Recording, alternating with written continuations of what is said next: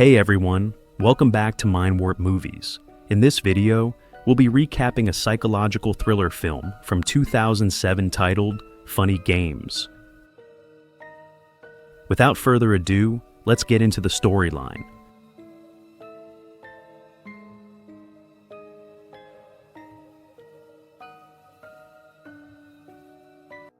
The film opens with what appears to be the perfect American family vacation. George Farber, his wife Anne, and their young son Georgie arrive at their serene lakeside retreat with their beloved dog, Lucky. This idyllic setting is deliberately crafted to represent the suburban dream, a haven where families can escape the chaos of modern life. Everything seems perfect at first glance as George drives through the neighborhood. However, the atmosphere takes a subtle turn when George and Anne spot their neighbor, Fred, chatting with two unfamiliar young men, Peter and Paul. They look like friends or maybe relatives, but something doesn't just seem right. Soon Fred arrives at the Farber home, accompanied by Paul. He introduces him to George and Anne, but his body language tells a different story. It's obvious that Fred is visibly tense and is acting as if he's trying to mask a hidden discomfort. His forced introduction feels rehearsed, like a hostage reading from a script. The tension is palpable, though the Farbers remain blissfully unaware. Before we can dig into that tension, the scene shifts to the lakeside, where George and little Georgie are preparing the boat. Georgie, sensing something weird, innocently asks his father why Uncle Fred was acting so strangely. Before George can respond, the scene cuts to Anne in the kitchen. Just then, Peter shows up and politely asks to borrow some eggs. How can I help you? Mrs. Thompson sent me. She's cooking and she ran out of eggs and asked if you could help her out. Of course. How many does she need? 4. Anne hands the eggs to him, and he leaves. But just moments later, Peter returns, having dropped the eggs. He apologizes for dropping the eggs and asks for more. While Anne is distracted retrieving replacements, Peter subtly knocks her phone into the sink, submerging it in water. He feigns another apology and demands for more eggs. Anne, growing slightly irritated, gives him 4 more eggs and ushers him out.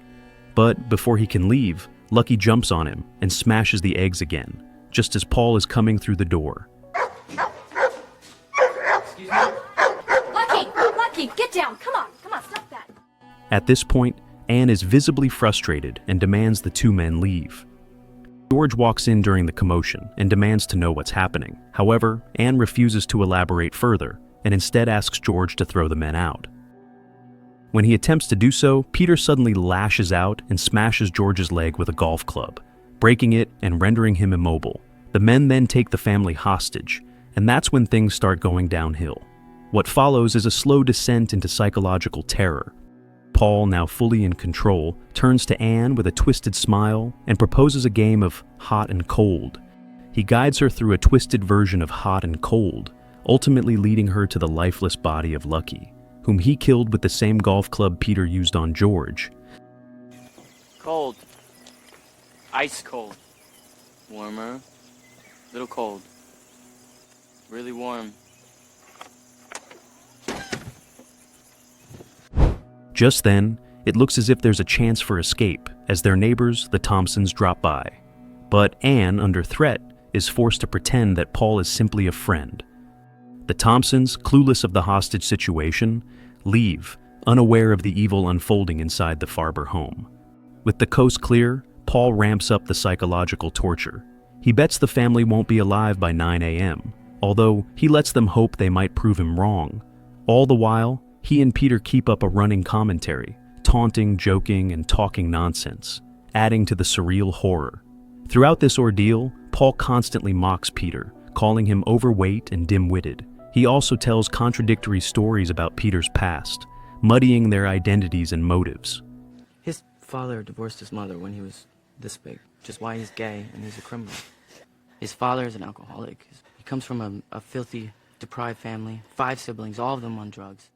At one point, George tells the men to take their money and leave them alone, but the 2 maniacs ignore his request and keep rambling on. Paul and Peter then proceed to force the Farbers to participate in several sadistic games to stay alive. In one alarming moment during a game, they put a pillowcase over Georgie's head and command Anne to strip naked. She initially resists, but after seeing her son struggle to breathe, she reluctantly complies.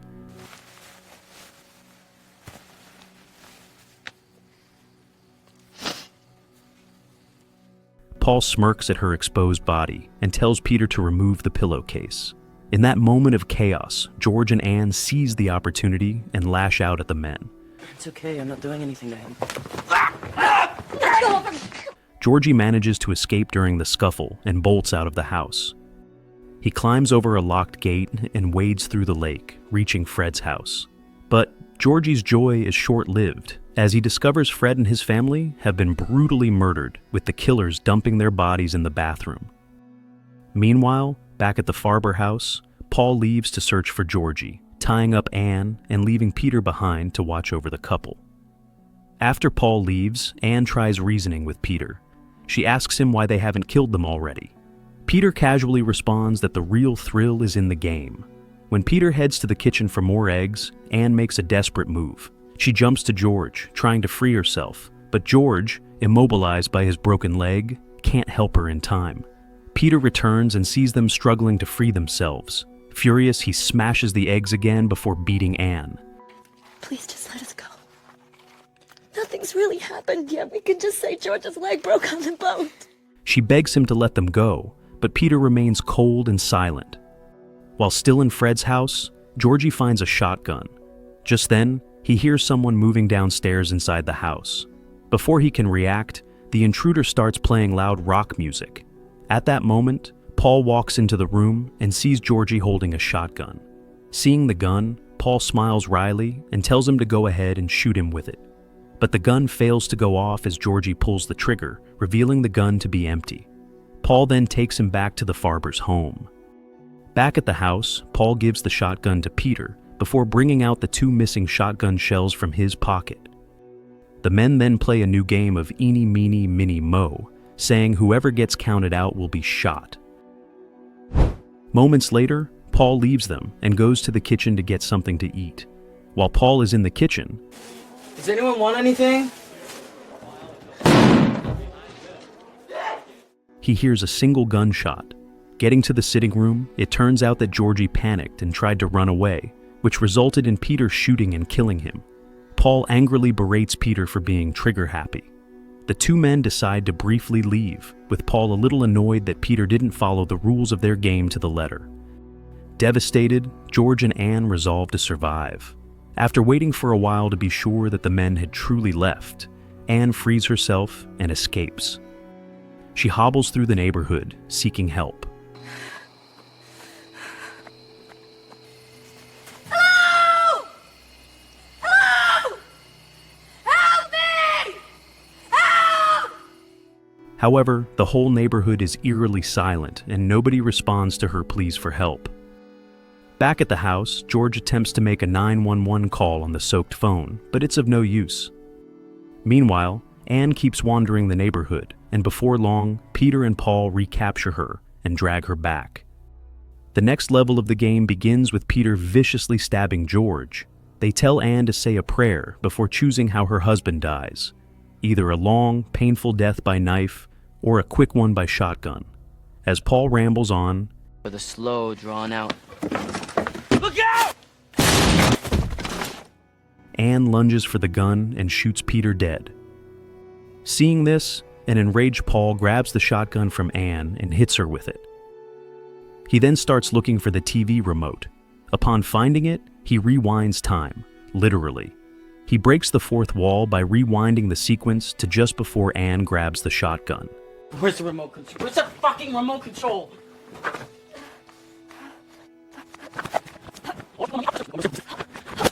It's the fast and almost painless big gun with a slow, drawn-out... This time, he prevents her from reaching it. Then, with the rules back in place, Paul casually shoots and kills George. At dawn, they load Anne, bound and gagged, onto the family's boat. While cruising on the lake, Anne struggles to free herself, but Paul catches her in the act.